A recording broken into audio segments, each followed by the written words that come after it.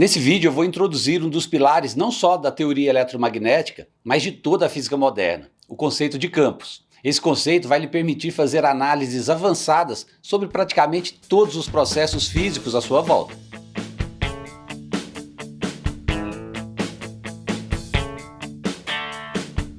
Olá pessoal, bem-vindos ao Verve Científica. Conhecer os princípios básicos que embasam o funcionamento do mundo é crucial para você transitar bem pela vida, e explicar esses princípios é o principal objetivo desse canal.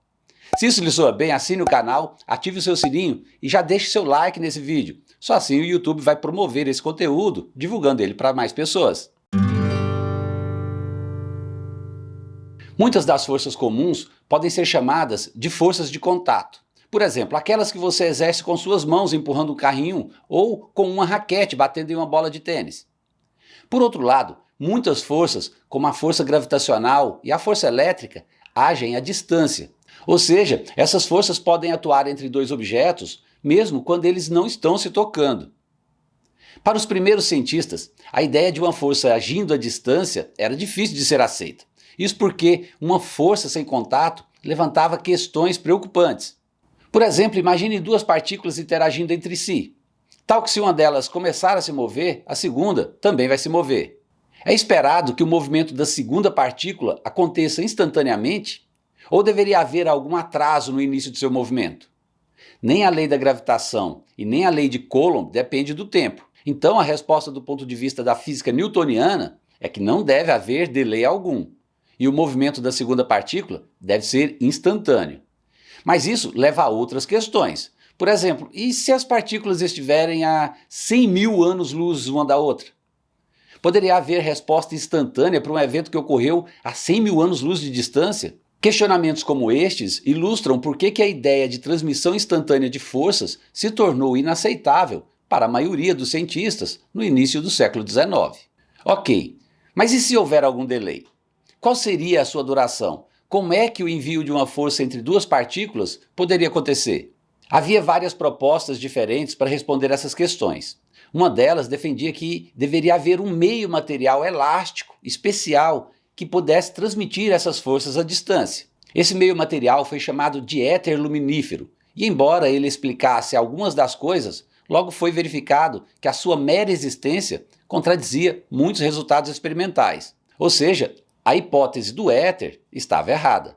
E ela se mostrou errada justamente por conta do enorme poder de um novo conceito que estava surgindo. O que eu acabei de descrever era o cenário científico quando Michael Faraday apareceu no mundo da ciência. Faraday é uma das figuras científicas mais interessantes e importantes da história. Por causa da idade avançada em que ele começou a estudar, ele já era um adolescente, ele nunca se tornou fluente em matemática. Então, em vez de equações, ele desenvolveu muitos métodos visuais para pensar e descrever fenômenos físicos. E de longe, o mais importante destes conceitos foi o conceito de campo. Faraday ficou particularmente impressionado com o padrão que as limalhas de ferro faziam quando se espalhavam ao redor de um ímã. O padrão que se revelava a Faraday era que o próprio espaço ao redor do ímã estava preenchido com algum tipo de influência magnética. Talvez o ímã, de alguma forma, estivesse alterando o espaço ao seu redor. Com essa ideia, foi possível pensar que um pedaço de ferro próximo ao ímã não respondia diretamente ao ímã, mas, em vez disso, ele estava respondendo à alteração do espaço causada pelo ímã. Em outras palavras, o pedaço de ferro respondia ao campo.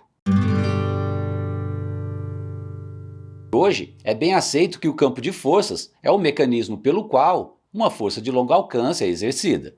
Os campos podem atuar através do espaço, transmitindo um efeito mesmo quando nenhum contato físico acontece entre os objetos em interação.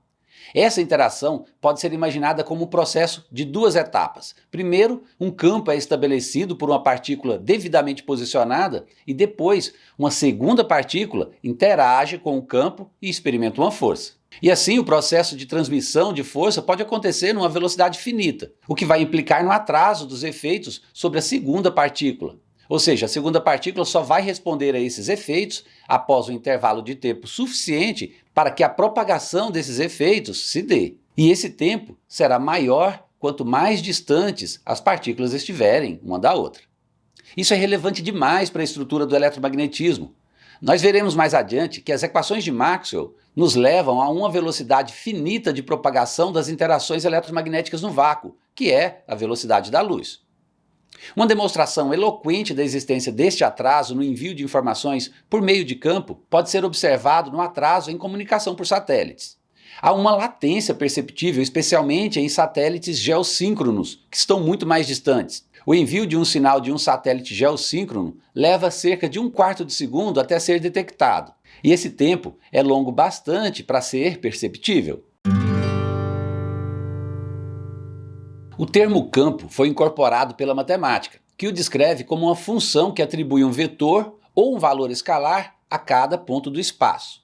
Um campo não precisa ser necessariamente um campo de forças. Embora no eletromagnetismo nós estejamos interessados apenas em campos de forças, em outras áreas da física podem haver campos vetoriais de quaisquer grandezas, como por exemplo um campo de velocidades, muito usado em meteorologia, ou campos de escoamento, muito usados na hidrodinâmica. Como eu mencionei, há inclusive campos que nem mesmo são vetoriais. Eu estou falando dos campos escalares, como os campos de temperatura, por exemplo. Todos esses campos servem como mapas para a análise de alguma propriedade ou processo de interesse, tanto em ciência como em engenharias. Agora, uma questão conceitual importante deve ser observada. O conceito de campo está em nítido contraste com o conceito de partícula. Uma partícula existe em um ponto do espaço. Inclusive, o objetivo das leis de movimento de Newton é determinar como essa partícula se move de um ponto ao outro ao longo de uma trajetória.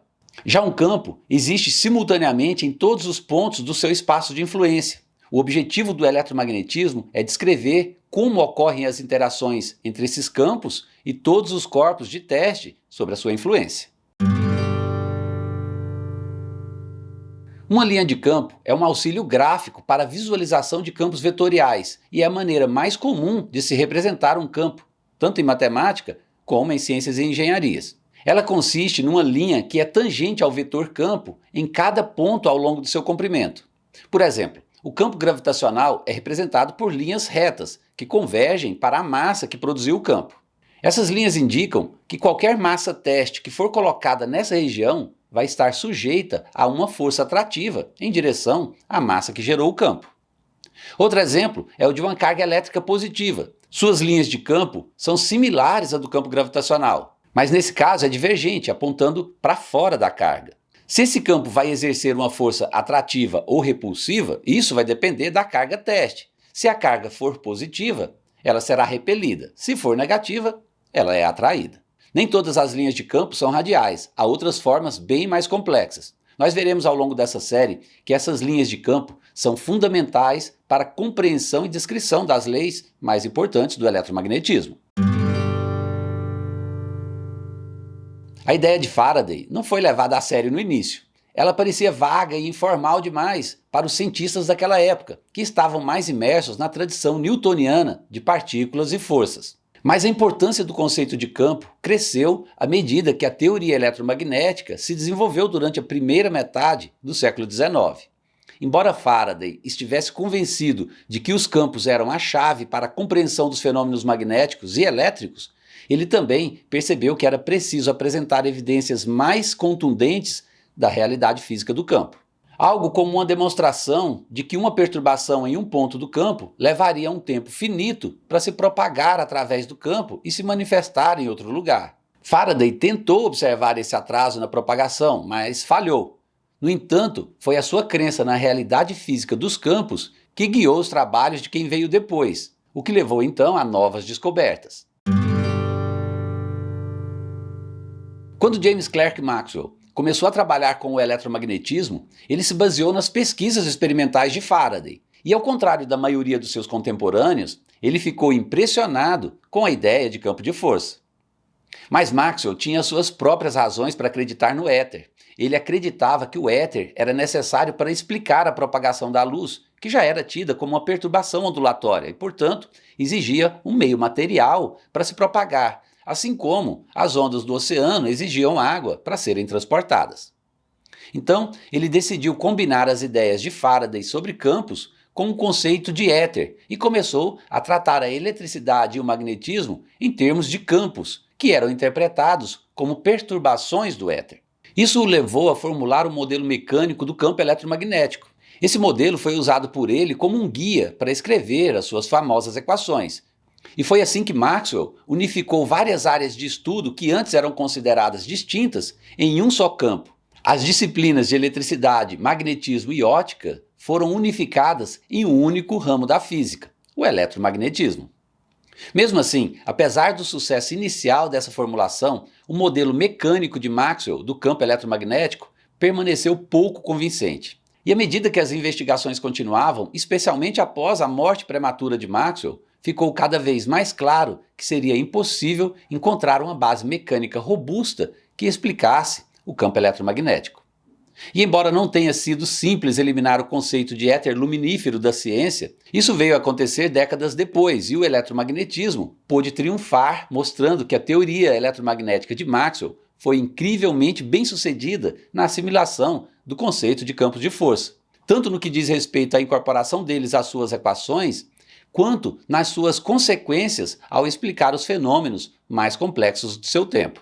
Hoje em dia, nós podemos reconhecer que a verdadeira conquista de Faraday e Maxwell foi justamente estabelecer a importância dos campos, indiscutivelmente o conceito mais radical da física desde a época de Newton. Com a ideia de campo bem estabelecida, nós podemos nos voltar agora a um outro assunto fundamental no eletromagnetismo, o campo elétrico, que será tópico do nosso próximo vídeo. Se você gostou desse, dá um like agora e ajude o YouTube a disseminá-lo. Assine também o canal e tenha Verve Científico. Um abraço e até a próxima!